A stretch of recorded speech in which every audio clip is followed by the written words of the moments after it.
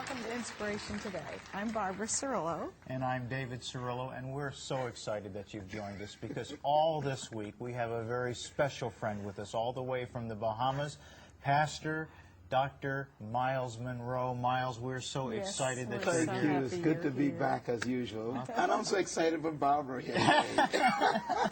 Barbara opened that show so well. We're going to give her a hard time, aren't we? And she is so good at this, you know. She's a natural, actually. Oh, no. And her potential is coming out every You know, single she day. has her own program with our daughter Becky So I now understand. called Everyday Woman. And it's doing well. It's doing very, very well. I encourage And every that's woman to because tune in. in that program she has an opportunity to talk, whereas here I hog the program. Don't let her get two words in I say edgewise. you get two preachers together, it's difficult to get a word in. Oh, listen to that. It's a joy.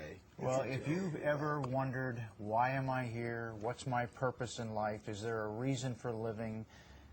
Where am I going? How am I going to get there? Those words focus around questions like, what's my purpose? Yes. What's the vision that God's given to me? What's the destiny for my life? How do I find it? How do I achieve it?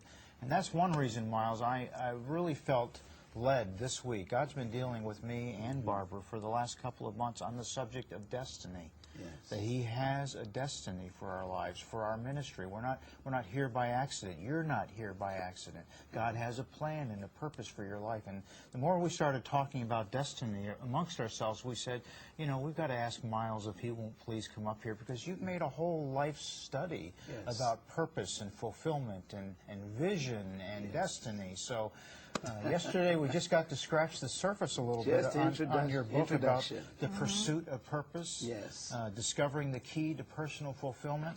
That is so true, because if you don't know why you're here, and you don't life know, has no meaning. What is the point? Yeah. What is the point? You know, we ended the program yesterday introducing the idea that the wealthiest spot on earth is the cemetery. Yeah.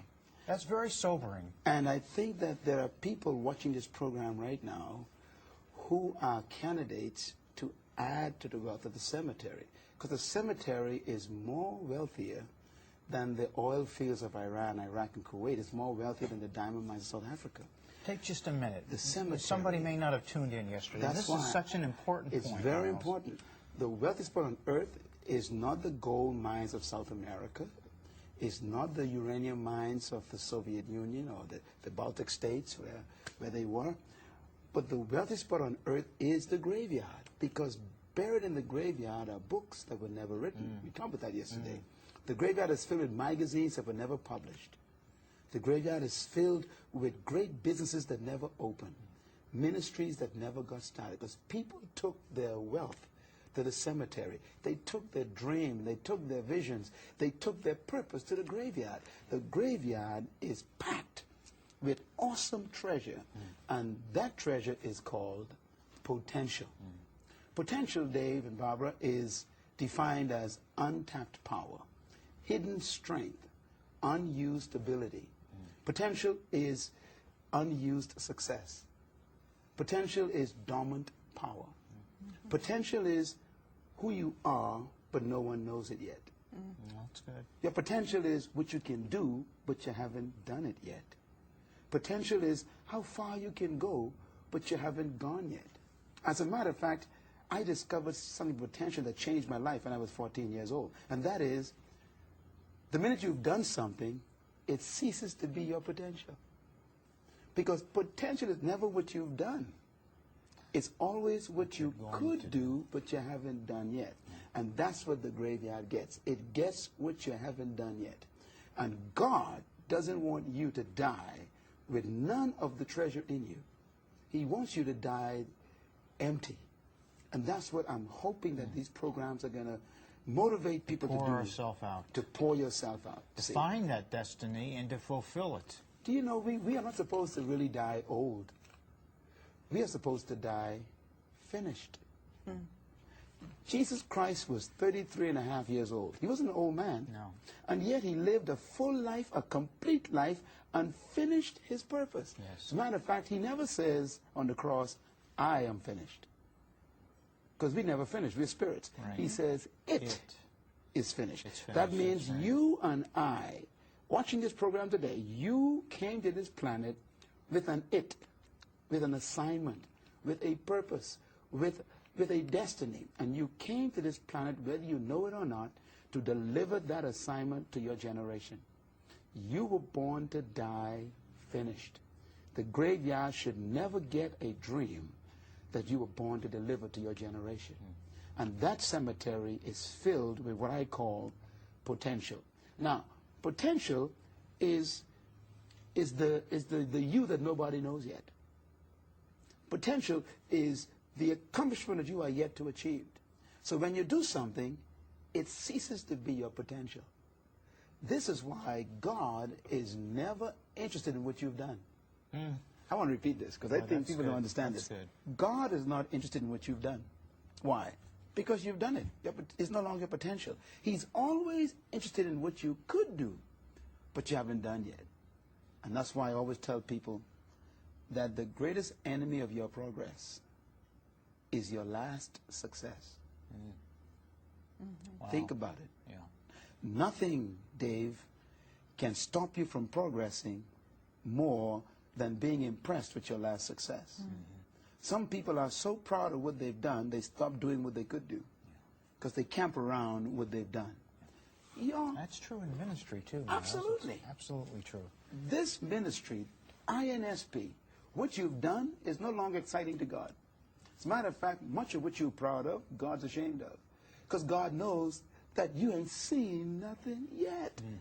That's why you should never be so impressed by your past accomplishments that you stop releasing what's left on the inside of you. This is why you got to be cautious when people start giving you accolades, when they start giving you awards and trophies, because they can actually give you a false sense of success. I'm afraid of trophies. I'm afraid of awards because that's a person's measurement of their impression of what you've done. But God is never impressed by what you've done. He's always going after what's left on the inside because he knows what he put inside of you. That's why he's called the God of faith. Faith is the substance of things, not what you've done, but what you hope to do. Right. And it's the evidence of things, not what people can see, but that are yet not seen. And without faith, it is impossible to please your manufacturer, God. So God is saying to you, yes, what you've done is fine, but wait till they see what you have left. That's why we need to never be trapped by our past success and forfeit our future delivery of our true potential and purpose. And therefore, potential is never what you've done. It's always what you could do and you haven't done yet. Now, let me say something about potential. The concept of potential, and I talk about it in this book, and this is one of our best-selling books. It's a brand new edition, just came out, and I deal with understanding your potential in this book because the concept of potential is the essence of God himself. Okay, Let me give an example. Explain that. God is not only a God of potential, but he himself is potential. There are two words that you need to remember that are important. The first word is omni, O-M-N-I. The word omni or omni, it means all or everything. It actually means always all. Omni. Then the other word is potent, P-O-T-E-N-T. Potent means power, ability, strength, might. When you take omni, which is all, and you add the word potent to it, you come up with a new word, omnipotent. We pronounce it omnipotent. This word is only ascribed to God. It actually means all potential. So God himself is the principle of potential. He is omnipotent. He is always full of unseen ability. He is omnipotent. Isn't that beautiful? That is powerful. Here's a thought that blew my mind when I was studying this years ago. God said to me, if you met me before anything was, and you met me standing on nothing by the corner of nowhere, and you shook my hands, you'd be shaking hands with everything, but you wouldn't have known it. Because everything that is, was in God. Matter of fact, I found a verse in the Bible that no one has ever read. It's Genesis chapter 1, verse 0. See, you normally read Genesis 1, verse 1. In the beginning, God. But there's a verse